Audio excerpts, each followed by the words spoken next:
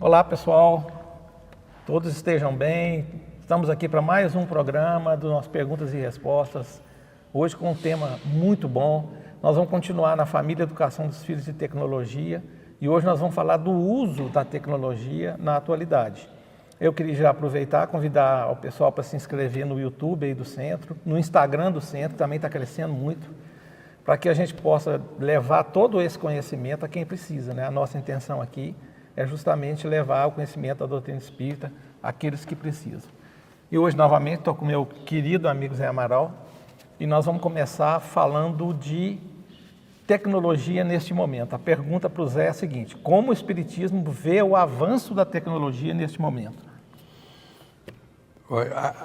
Eu não sei o que o Espiritismo, de uma forma geral, mas quando a gente lê, por exemplo, da lei de progresso, a lei de conservação, as leis naturais que estão descritas no terceiro livro do Livro dos Espíritos, isso fica explícito para nós, que ao desenvolver a tecnologia, é necessário uma coisa primordial, que é que o conhecimento entre em equilíbrio com a ética. Perfeito.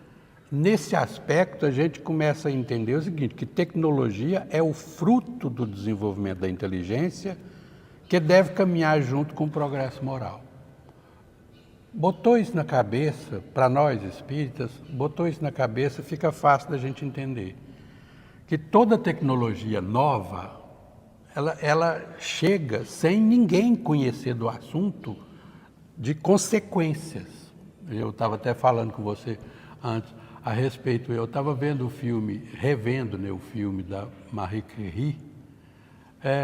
A gente fica impressionado, porque como a gente já tem o conhecimento das consequências da radioatividade, hoje a gente já tem um conhecimento. Eu fico imaginando, porque quando você vê a cena dela dormindo com um frasquinho do rádio, luminescente, a gente fica pensando, meu Deus do céu. Tinha nem a noção do risco. Não tem noção do risco. Então, a doutrina espírita nos chama atenção sobre isso. Todo desenvolvimento tecnológico tem seus riscos. Alguns muito graves que aparecem de imediato e às vezes são corrigidos na rota, outros sutis que podem demorar um determinado tempo para a gente perceber as consequências. E é nesse aspecto que a gente tem. A tecnologia é a materialização do potencial criativo do espírito, refletindo o estágio da maturidade da inteligência humana. No entanto, o Espiritismo nos alerta que o avanço técnico, por si só, é incompleto se não for direcionado pela ética. Muito bacana isso. O momento atual convida a humanidade a transformar o poder das máquinas em ferramentas de fraternidade, garantindo que a evolução dos chips, algoritmos, sejam acompanhada por uma reforma íntima, uma transformação do ser humano que priorize o bem comum, né, ao invés ou em detrimento de uma total preocupação apenas com o lucro ou controle. Nesse aspecto, a gente vai muito bem, a gente transita muito bem com todas as descobertas e as novas descobertas que a humanidade é capaz de referendar para nós, em termos de compreensão do que significa ser um ser humano no mundo. E a gente está aprendendo, a gente é um aprendiz. Não devemos esquecer que estamos ainda em estágio num mundo de expiações e provas. Então, o que vai predominar ainda são as coisas que a gente classifica como coisas que nos causam mal-estar, dor, sofrimento, mas o aprendizado disso vai nos levar tranquilamente à compreensão do que seja o melhor para nós. Barrar não adianta, porque a lei do progresso, ela é contínua. Eu acho que não tem como a gente barrar o progresso. A pergunta que eu tenho para você agora é o seguinte: as redes sociais podem ajudar o progresso espiritual? Bacana demais, dependendo do uso, Zé, né? Porque as redes sociais são ferramentas poderosas de comunicação. Você pensar que a gente consegue falar com alguém hoje por vídeo do outro lado do mundo, Eu pensou? e nós remanescentes de uma época mais um pouco Eu sou do antiga. tempo da carta. Então, eu imaginava naquela época como seria uma linguagem, um equipamento que me desse a condição de conversar com alguém por vídeo. E hoje você está em qualquer lugar do mundo e conversa por vídeo, né? Elas podem propagar o bem e consolar aflitos ou alimentar o ódio ou vaidade. E aí tem uma linha, hoje, muito clara, que quando a pessoa é dominada pela vaidade em rede social, ela envereda pelo caminho do ódio e da vaidade. É isso que está acontecendo. Uma grande propagação de ódio, aonde a ferramenta poderia ser um instrumento maravilhoso. Eu falo porque eu uso tecnologia há 40 anos. E eu sempre usei a tecnologia para aprender. E agora, com a doutrina espírita, então, a coisa deslancha, porque você tem acesso a conteúdos que você não tinha. Né? Então, são conteúdos que fazem a gente amplificar o nosso conhecimento, a gente divulgar o bem, a gente divulgar e a integração de pessoas. Né? Eu gosto de dizer muito assim, eu falo muito com a minha mãe de vídeo, por vídeo. Eu sigo os canais sociais da minha mãe. Né? O Jesus tem canais aqui, tem redes sociais muito poderosas que fazem chegar a palavra do bem ao mundo inteiro instantaneamente. Não é? Podem ser verdadeiros púlpitos digitais para a pregação do consolo e da fraternidade, alcançando corações em sofrimento que jamais entrarão no tempo físico. Então, no templo físico. São pessoas que estão longe daqui, Zé, e isso é muito rico, porque a nossa intenção é sempre levar a palavra, o consolo, divulgar o espiritismo, levar para as pessoas um caminho do bem, e isso essas redes sociais nos permitem. O lado negativo das redes sociais é justamente o uso indiscriminado para mentira, para propagação de ódio, para manipulação das pessoas, e vem muitos de frente com o que você falou na primeira pergunta, que é fantástico. Se tivesse ética nas relações com as redes sociais, a gente não teria tanto problema. Isso é um fato. E muita gente ainda evoluiu para entender que ali também é um espaço de respeito. Isso. Porque o que acontece hoje é que as leis estão chegando no movimento das redes sociais, porque não tinha. Porque virou um movimento onde as pessoas se julgam no direito de fazer qualquer coisa.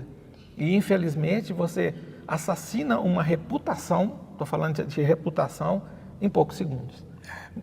Ou, ao contrário, você leva, como a inteligência artificial está trazendo, está dentro dos estudos espíritas, num desenvolvimento maravilhoso que eu achei que eu nunca teria. Então, eu vejo isso, eu vejo todo esse movimento de rede social como uma coisa benéfica, desde que o uso seja feito com consciência, né? Dentro da base doutrinária, o bem deve ser espalhado em todos os meios disponíveis. Isso. Então, que maravilha a gente conseguir levar essa palavra boa para a gente do outro lado do mundo, né? Conforme as orientações sobre a propaganda da doutrina espírita, o Livro dos Espíritos, na conclusão, no item 6, fala: o bem e a verdade devem ser espalhados por todos os meios disponíveis para o alcance da humanidade. E aí, só para fechar, é novamente a nossa literatura, que é já secular, sendo trazida do contexto histórico para a nossa realidade. Eu acho isso fascinante, Zé, porque a gente consegue encaixar toda a questão moral do espiritismo dentro de um tema tecnológico e atual, né? Bom demais. Vamos continuar? Esse aqui é para você, viu? Porque esse aqui tem muito de psicologia, né? Vai, sei lá. O vício em telas e o isolamento digital ferem as leis naturais?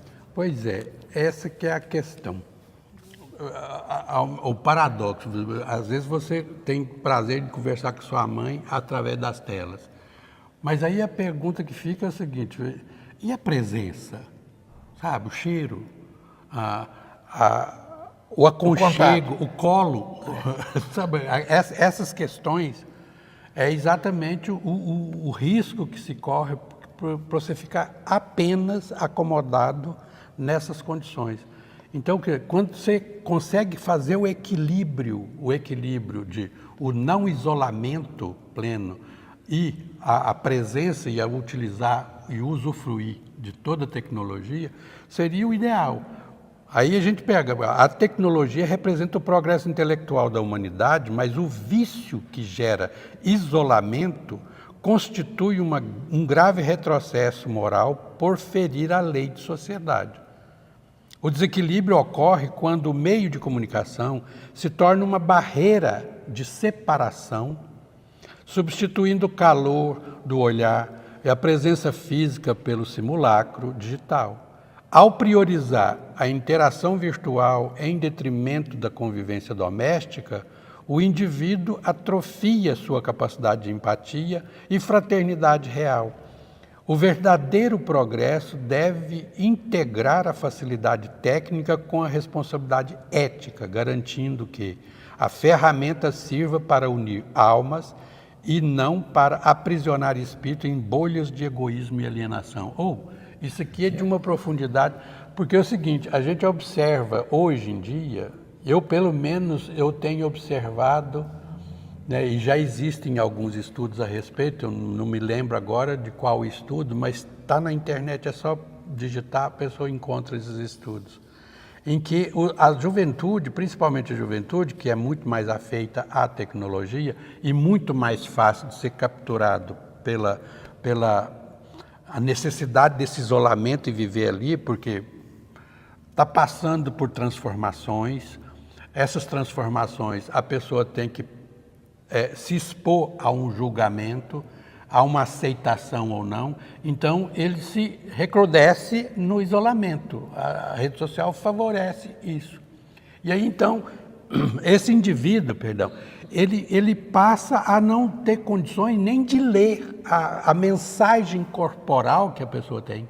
Exatamente. Por exemplo, por exemplo, você conversa com uma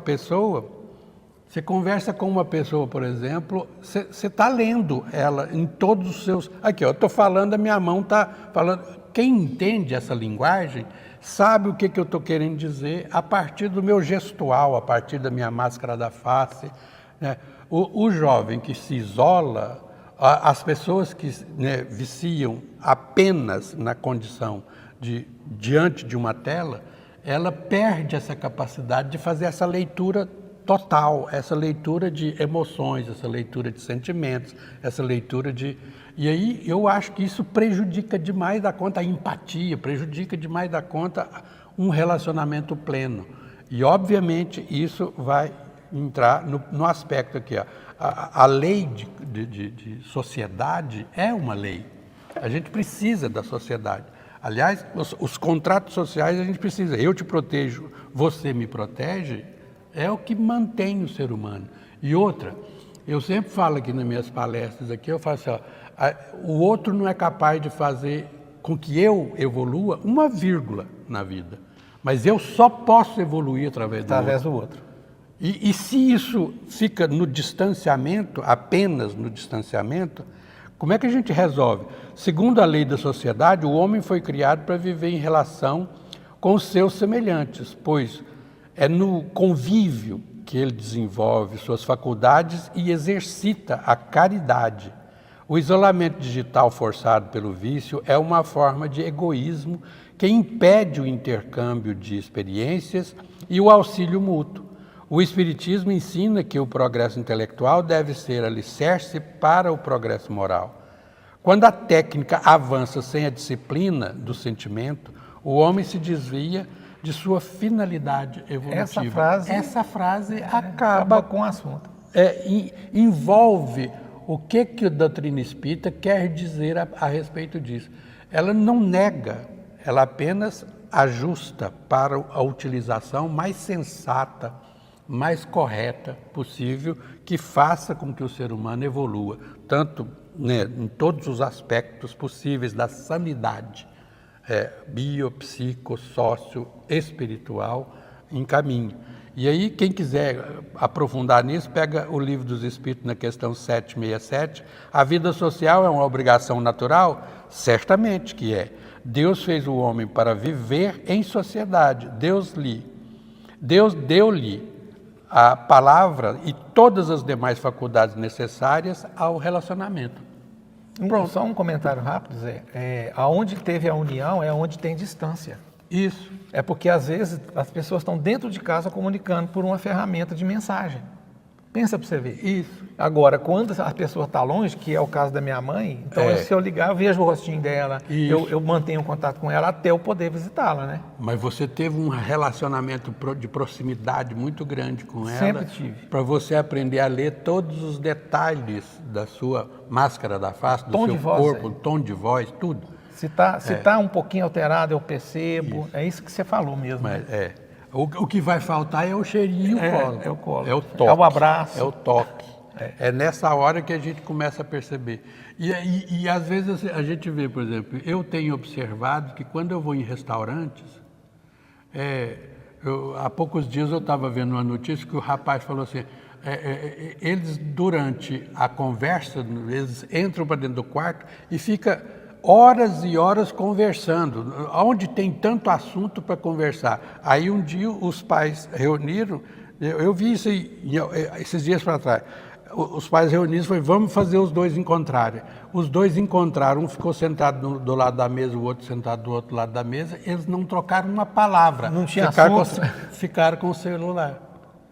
Ficaram com a ferramenta na mão, conversando através do celular. Foi, mãe, na mesa. Não consegue, às vezes, ir ao encontro. Esse é o problema. Quando você nega o encontro, você negou o caminho único e necessário para o exercício da caridade e do amor. Exatamente. Nesse aspecto... Fechou com assuntos. Nesse aspecto, a gente fica complicado.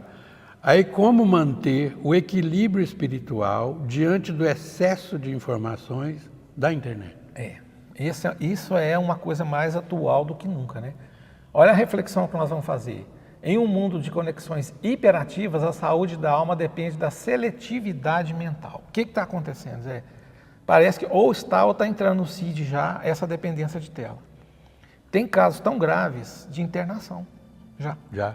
Porque o que você vê hoje no dia a dia, às vezes a pessoa está zumbizada, porque ela passa o dia inteiro nesse movimento, sem conseguir levantar a cabeça, sem conseguir enxergar quem está do seu lado, por causa do excesso de informação.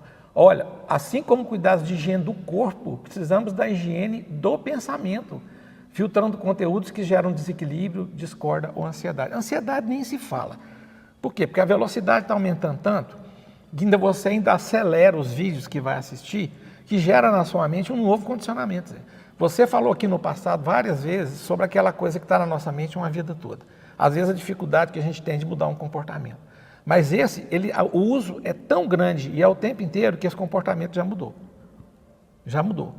Então já existe um distanciamento. E outra coisa, na minha opinião, está faltando filtro para as informações que chegam e para se repassar.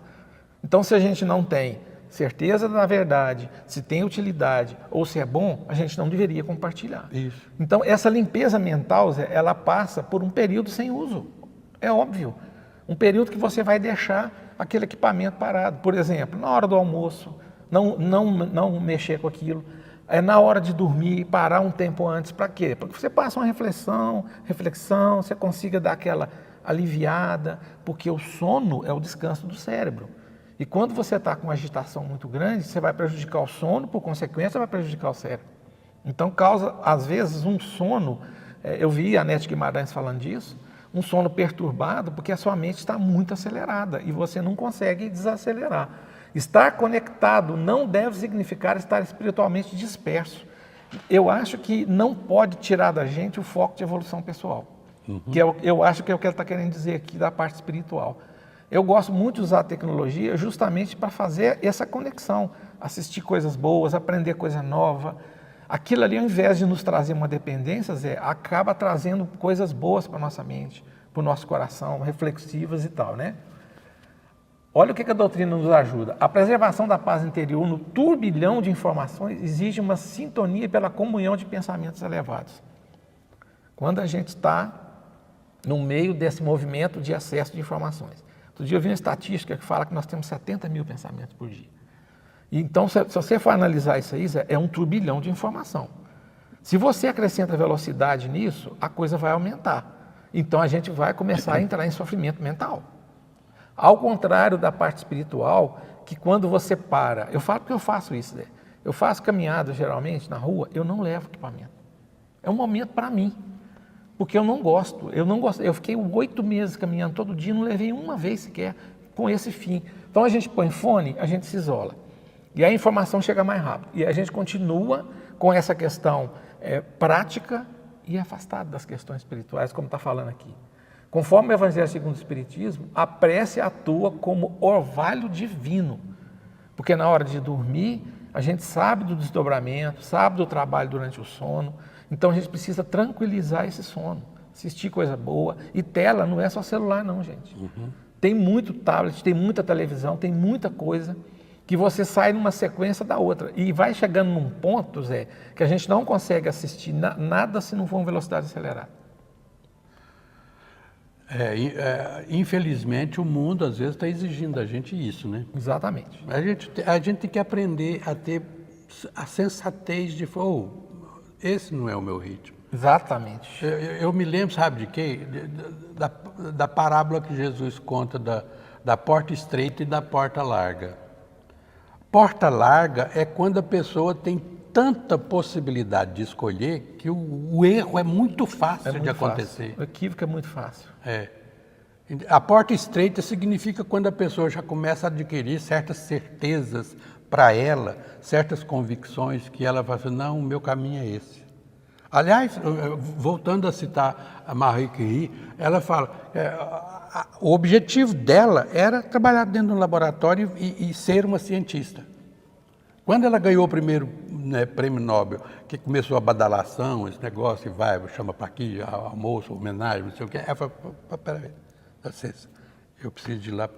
5 anos depois ela ganha o outro prêmio Nobel. Pois é. Ou seja, é foco, não o foco que isola, mas é o foco naquilo que eu quero, é a minha vida, a minha escolha, a minha trajetória. Eu preciso de fazer essa escolha. E aí a pessoa fala assim, mas quando você faz isso, você tem um monte de perdas. Mas é a sua lógica, é a sua vida. Aliás, eu adoro a música My Way, né, do Frank Sinatra. Frank Sinatra, Elvis Presley. Frank Sinatra, Elvis Presley. Por quê? Eu fiz do meu jeito. Eu trilhei a vida do meu jeito. E você está falando da Marie Curie? A Marie Curie, ela, na minha cabeça, ela deve ter um foco, Zé, no bem da humanidade. Porque o foco dela era trazer coisas novas. Isso. Então ela não podia perder o foco dela. Não.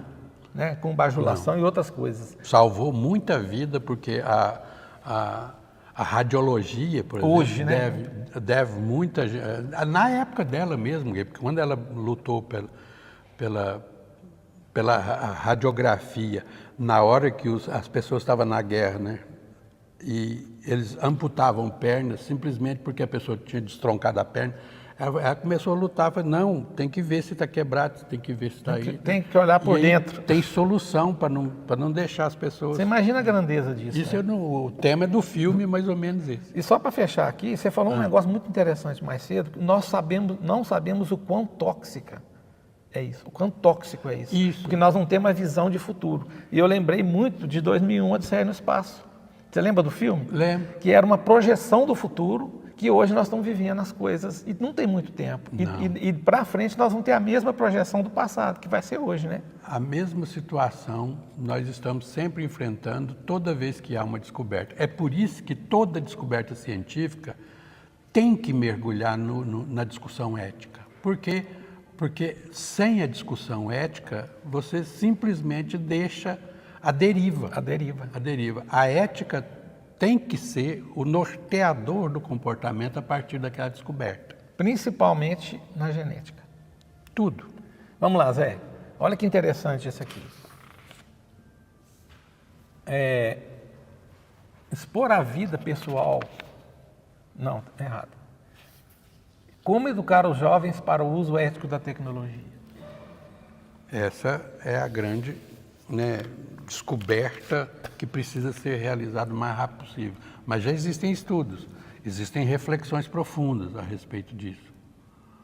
Aliás, eu citei aqui há um tempo atrás na palestra que eu fiz sobre uma série chamada A Adolescência, que impactou o planeta Terra, literalmente, porque a série é uma série extremamente significativa nessa área. Quando a gente lida com a educação, para o mundo digital deve ir além do ensino técnico, focando na responsabilidade moral. É dever dos pais e educadores orientar os jovens a compreenderem que a internet não é um território sem lei, mas uma extensão da vida real, onde cada ação, comentário ou compartilhamento gera consequências para si e para o próximo. O exemplo dos pais no uso equilibrado das ferramentas é o recurso pedagógico mais poderoso para formar cidadãos digitais conscientes e éticos. Nesse sentido, quando você pega, por exemplo, a base doutrinária, que é, segundo Allan Kardec, comentário 917 do Livro dos Espíritos, a educação moral é a chave para o progresso, pois ela consiste na arte de formar caráter e criar hábitos. Educar para o uso de tecnologia sob a ótica espírita significa disciplinar as faculdades humanas para que a inteligência sirva sempre ao bem.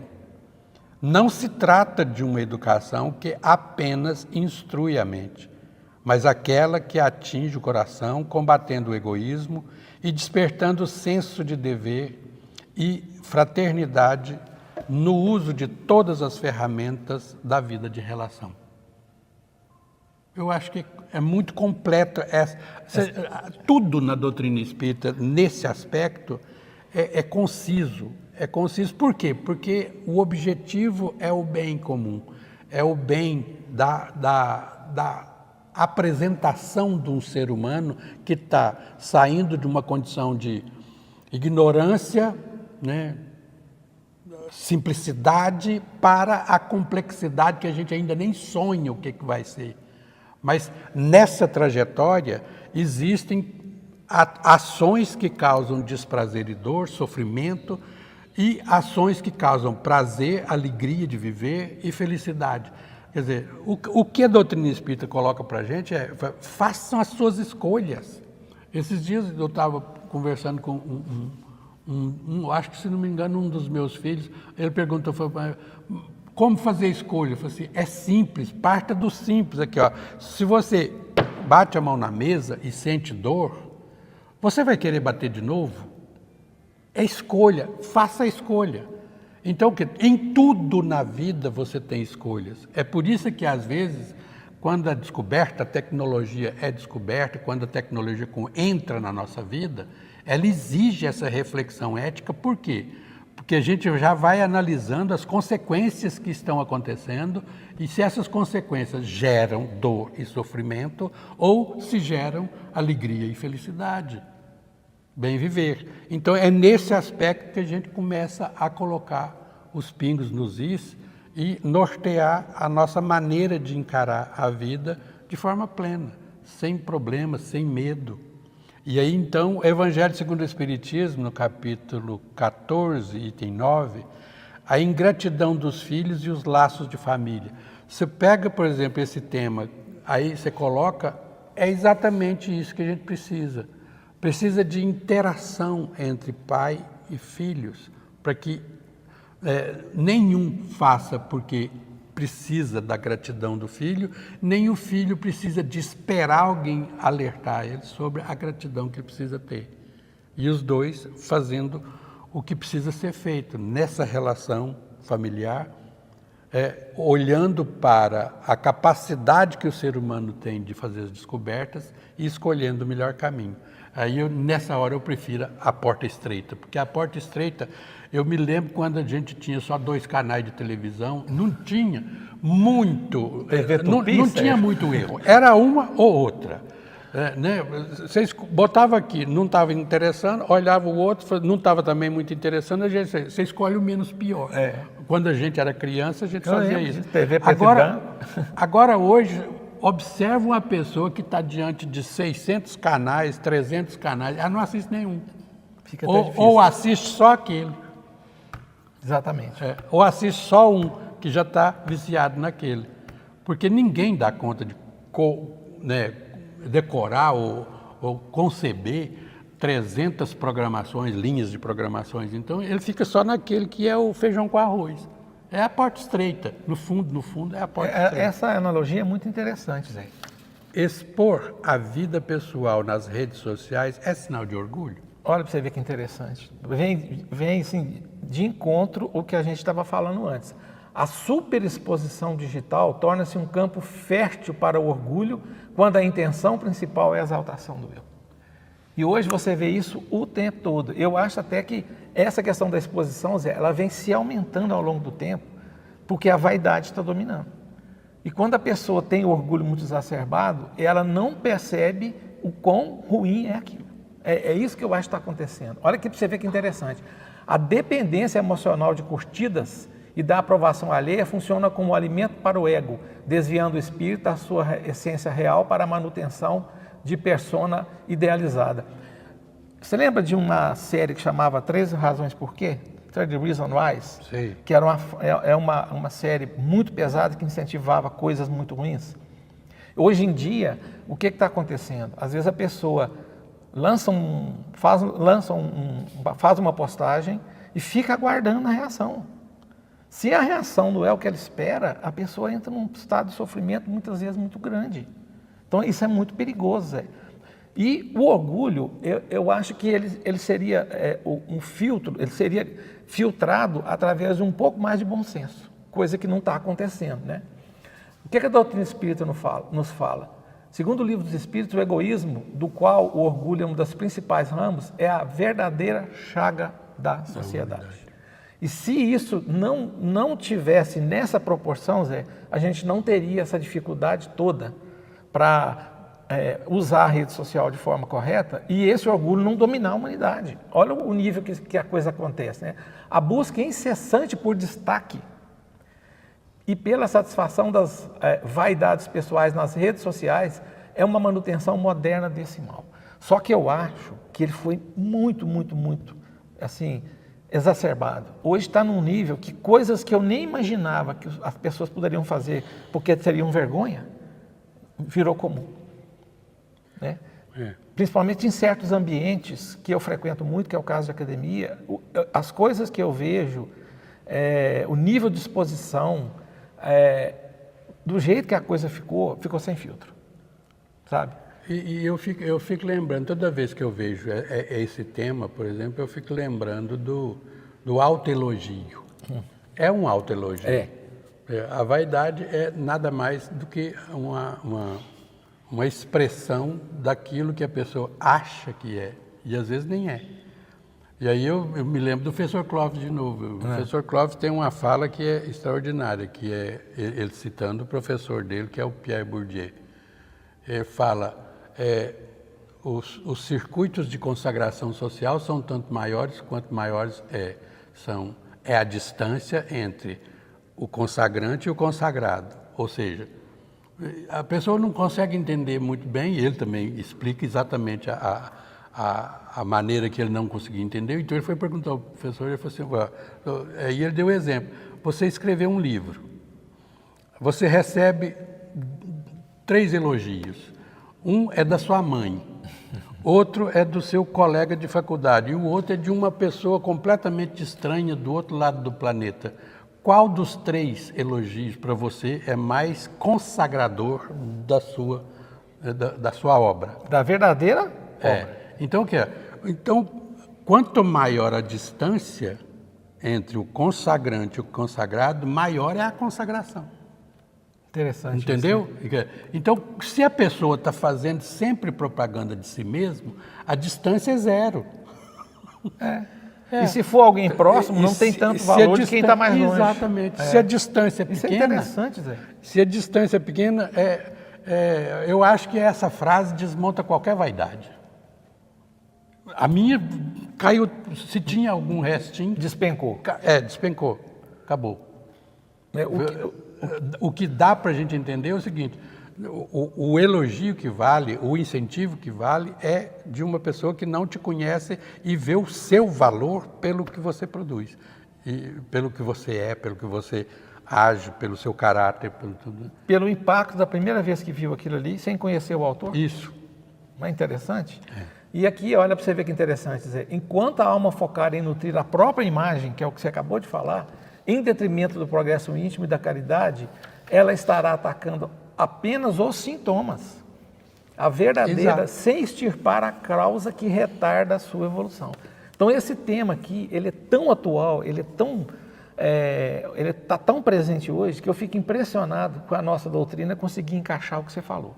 Ela traz a ética, ela traz a correção, ela traz a caridade para dentro de um tema tão atual, né? Vamos dizer assim. E aí tem a pergunta 903 do Livro dos Espíritos que coroa a resposta. Entre os vícios, qual se pode considerar o pior? Como já dissemos várias vezes, o egoísmo, e dele deriva todo o mal. E isso encaixa muito aqui nesse contato que a gente tem hoje com rede social, sem filtro, muitas vezes sem ética, muitas vezes sem um mínimo de caridade, né, Zé? É isso. Então vamos continuar? Eu vou fazer para você, o anonimato na internet diminui a responsabilidade espiritual? Aos olhos de Deus não existe anonimato. A intenção e o ato são registrados na consciência. Onde estão as leis de Deus? As leis naturais estão na nossa consciência. O Livro dos Espíritos, pergunta 621. Aí, a partir disso, a ilusão da impunidade gerada por perfis falsos ou pelo distanciamento físico da internet é um teste de integridade para o espírito. O anonimato pode ocultar nossa identidade perante os homens, mas nunca perante as leis divinas, que estão gravadas na própria consciência. A verdadeira moralidade se revela justamente quando acreditamos que ninguém nos vê. É nesse momento que o uso do livre-arbítrio demonstra o nosso real grau de adiantamento e compromisso com o bem. Ou seja, certa vez a pessoa falou assim, mas lá, você estava lá sozinho, por que você não fez assim, assado? Eu falei, porque eu estava lá. E eu não me deixou eu fazer isso. E eu não me permiti fazer isso. Exatamente. Eu sou testemunha. E o pior, eu sou a pior testemunha, porque quando a minha consciência me cobra, ela é o pior carrasco que eu quero ver na minha vida. Porque enquanto o outro cobra, ele cobra na medida dele. Eu não. Eu cobro na minha medida. Eu me cobro na totalidade da medida. Aí, nesse aspecto, o livre-arbítrio e a responsabilidade caminham sempre juntos, conforme a questão 621, que eu já citei, no Livro dos Espíritos. As leis de Deus estão escritas na consciência e o que torna a responsabilidade espiritual absoluta e independente de testemunhas externas. Nossa! Aí, nesse aspecto, você pode pegar, inclusive, a questão 843. O homem tem livre-arbítrio de seus atos? Pois que tem a liberdade de pensar, tem de agir. Então, não questiona o seu livre-arbítrio. Você precisa agir diante da vida. Então, haja da melhor forma possível, da forma que você conhece, que você já tem certeza que não vai te provocar desprazer e dor. Porque se você agir intencionalmente nessa questão, nesse aspecto, você está provocando o seu futuro sofrimento. É nesse momento que você entende, por exemplo, essa liberdade que Deus nos dá para agir. E aí você desmonta toda a concepção de castigo divino. Não existe isso. O que existe é a sua consciência gerando as consequências das suas atitudes. Se você age de forma equivocada, as consequências serão resultados das suas atitudes equivocadas. Exatamente. Só isso. Só isso. E se você olhar para Deus, Deus está assim, não, menino, faz isso não. Não foi assim que eu te ensinei. Se fosse eu, falava desse jeito. Menino, não vai por aí não, que é ruim para você. Meu Deus, e peleja para arranjar alguém para ajudar. Deus é sempre amoroso. Você pega a parábola do filho pródigo, é só isso. Jesus ensina como é que Deus nos ama. É absoluto, é incondicional. Você pode fazer do jeito que você quiser, mas é o problema que você está procurando para você mesmo. Mas você, se prestar atenção, se prestar atenção na sua consciência, você não faz. Exatamente. Então, nós temos que lembrar uma coisa muito importante aqui, Zé, que ambiente digital não é terra sem lei. Não. E que o anonimato, entre aspas, está cada vez menor porque a tecnologia está chegando. Isso, Então, as leis estão sendo ajustadas exatamente para isso, para não permitir... A modernidade está chegando e a justiça está acompanhando, né? E para fechar isso aí, Zé, é tão bacana isso, porque, gente, não vale só para a rede social. A consciência que a gente tem, ela tem que valer para tudo. E quando chegar nesse ponto que o Zé falou, que a minha consciência é o meu freio, é sinal de que eu consegui evoluir. Bom, e eu digo o seguinte, Zé, uma coisa que eu vejo muito, que eu acho muito importante falar aqui. As pessoas têm que ter um filtro moral para não ir na rede social do outro e ofender. E tem hora que são coisas muito cruéis, né? Achando que o anonimato vai me cobrir de um crime, porque são coisas que são crime. Tem coisas que são crimes. E vão ter um tratamento com o tempo, né? Com o conhecimento desse desconhecimento que a gente tem hoje, que vão ser, com certeza, punidos na lei dos homens, mas que a lei divina, a lei de justiça e a nossa consciência já tem desde que nasceu. Então a lei dos homens vai acompanhar a lei divina até chegar ao ponto. Essa é a diferença básica, Deon, a diferença básica entre uma pessoa autônoma e uma pessoa heteronoma. Desculpa os nomes complicados, mas é assim, a pessoa que é autônoma, nomos, é norma. Eu sou o autor da norma, por quê? Porque eu vi a norma, percebi que a norma é boa, e ela serve para mim e eu tomo essa norma como eu sendo o autor. Eu quero que seja assim. Heteronomia é quando a pessoa espera que alguém de fora venha corrigi-la. Fala o que ela vai fazer. Exato. Toda vez que eu falo isso, eu lembro daquela velha piadinha que o caboclo atravessou o sinal vermelho, ele chegou, olhou para um lado, olhou para o outro, atravessou o sinal vermelho, no meio do quarteirão o guarda apitou para ele parar, ele parou. Você não viu o sinal vermelho, não? O sinal vermelho eu vi, eu não vi, foi o senhor. Isso aqui é muito bom. Isso aqui é heteronomia. Você ficar preso no outro. Isso, você depende do outro dizer para você o que é certo ou errado. Você que é autônomo, você já sabe o que é certo e o que é errado. Então você age de acordo com a sua consciência. Exatamente. Deixa eu te fazer uma pergunta. É possível fazer o evangelho no lar por meios digitais? Olha que interessante a gente falar agora, Zé, do lado bom dessa tecnologia. Né? Porque olha o que a gente vai refletir. O que importa é a sintonia e o sentimento, não o suporte físico, papel ou tela. Quer dizer que eles estão incluídos. A eficácia do evangelho no lar não reside no suporte material, seja um livro de papel ou uma tela de celular, mas na qualidade da vibração e na sinceridade do propósito. A tecnologia, quando utilizada com respeito e devoção, torna-se uma ponte que facilita o acesso aos ensinamentos, permitindo, inclusive, que famílias separadas geograficamente se unam em oração, provando que o sentimento e a intenção não conhecem distâncias físicas. Olha que situação legal, você está separado da sua família, às vezes um filho está viajando para o exterior, às vezes você está separado, você abre um grupo numa rede social dessas, põe a carinha de todo mundo e vai entrar em sintonia com coisa boa. Olha que isso aqui é uma possibilidade que não existia, Zé, e que a tecnologia nos traz isso como coisa boa hoje, né? A comunhão de pensamentos é o que atrai os espíritos, já disse a nossa literatura espírita. Conforme o Evangelho segundo o Espiritismo, no capítulo 18, item 5, para que os homens se achem reunidos em nome de Jesus, basta que estejam unidos pela comunhão de intenções e de pensamentos para o bem. Os bons espíritos são atraídos pela afinidade vibratória e pela clareza do propósito moral, e não pelas ferramentas externas. Quer dizer, nós ganhamos uma ferramenta poderosa para fazer o bem. Porque às vezes a família a pessoa de lá está com algum problema. A gente sabe como é que funciona o evangelho no lar, o poder que tem de melhorar a energia. Lá em casa a gente sempre pede que a gente tenha uma semana de paz, a gente sempre pede a limpeza energética nossa e nossos animaizinhos, nós temos 5 gatinhos lá. Então, e se você puder usar essa ferramenta para expandir, para, por exemplo, alguém que está longe, olha que coisa fenomenal.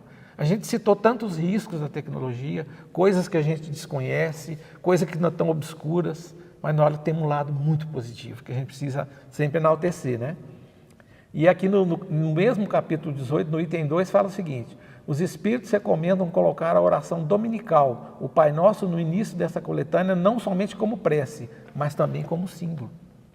Reflexão. Às vezes a pessoa está de lá, Zé, E a gente não consegue, por causa daquele distanciamento que você falou, que você não tem o toque, você não tem o cheiro, às vezes você não consegue perceber que a pessoa que está de lá precisa muito desse momento. E não é porque ela está longe que ela não vai poder ter de nós. Por quê? Porque a sintonia independe do meio. Isso. Conforme que ele falou. Então a gente tem um lado dessa tecnologia que avança que pode ser usado totalmente para o bem, né? Vamos para a sua última? Vamos. Como a tecnologia ajuda a divulgar o Espiritismo? Exatamente isso que você acabou de falar. A internet funciona como um telhado da era moderna, permitindo que a mensagem consoladora chegue a lugares e corações que antes seriam inacessíveis. Graças às ferramentas digitais, o conhecimento espírita rompeu barreiras físicas dos centros, transformando-se em uma rede global de luz. Divulgar o Espiritismo digitalmente é democratizar o consolo e a esperança, utilizando a velocidade da rede para acelerar o progresso intelectual e moral da humanidade. Olha que reflexão maravilhosa. É nesse aspecto. Obviamente que isso aqui é apenas uma parte.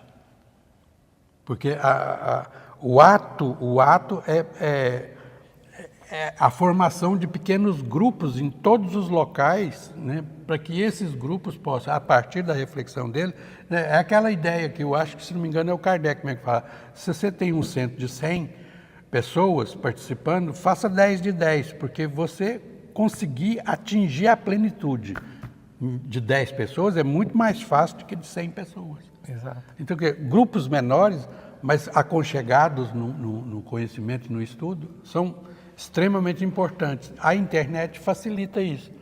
Fazer cursos à distância, tudo isso é maravilhoso. Às vezes a gente fica parado diante da situação, por exemplo, um cara que está lá do outro lado do mundo fazendo uma cirurgia, do cara que está lá do outro lado, 10 mil quilômetros de distância, o cara fazendo a cirurgia. Como assim fazendo a cirurgia?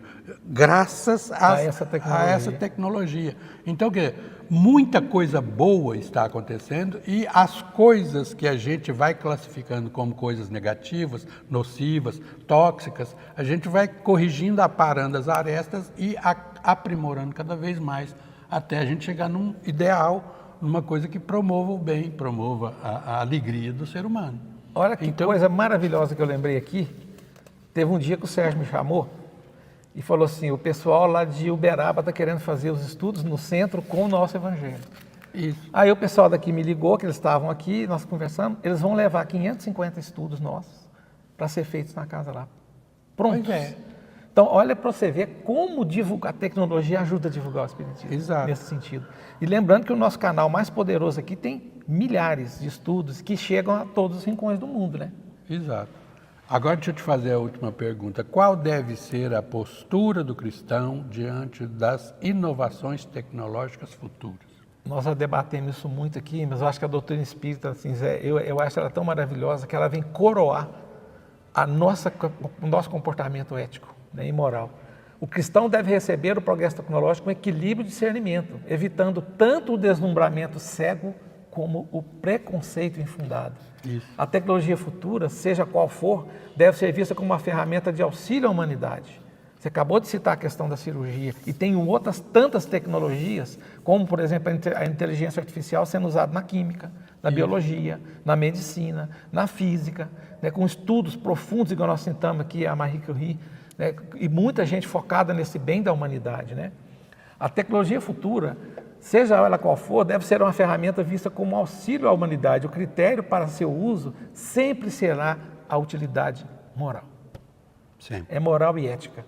O desafio do futuro não será a criação de novas máquinas, mas a nossa capacidade de humanizar essas inovações, colocando a inteligência a serviço do amor e da caridade. Olha que fechamento, né? E dentro da base doutrinária, para a gente encerrar esse estudo maravilhoso de hoje, eu queria até aproveitar e pedir para que vocês compartilhem esse canal, clique no sininho, compartilha, porque aí ele leva isso aí para o mundo, né? Como o Evangelho segundo o Espiritismo, a fé inabalável só é aquela que pode encarar frente a frente a razão em todas as épocas da humanidade. Isso é a nossa fé raciocinada, é uma fé que tem sentido. Essa diretriz nos ensina que o Espiritismo, caminhando lado a lado com o progresso científico, não teme as inovações, pois a verdade não se contradiz. Olha que coisa. Nós não temos que temer inovações, nós temos que pegar o lado bom das inovações. Isso. E esse filtro moral é o que a doutrina espírita, é a postura cristã que tem que ter. Por quê, Zé? A postura cristã sempre vai ser de justiça, de dignidade, de respeito, de carinho, de humanidade, de pensamento fraterno, né? E, para fechar, o conhecimento novo moral de Jesus, garantindo que o progresso material jamais caminhe desacompanhado do progresso espiritual. Isso aqui fecha o nosso estudo. O equilíbrio. Toda a tecnologia do mundo, tudo que se tem hoje de desenvolvimento tecnológico em todas as áreas, tem que ser balizada no progresso espiritual, que é balizado no final pelo comportamento moral e ético. É isso. Muito bom. Pessoal, terminamos por aqui esse estudo. Agradeço muito a presença virtual de todos, já que nós estamos falando em tecnologia. Exato. E até o próximo estudo.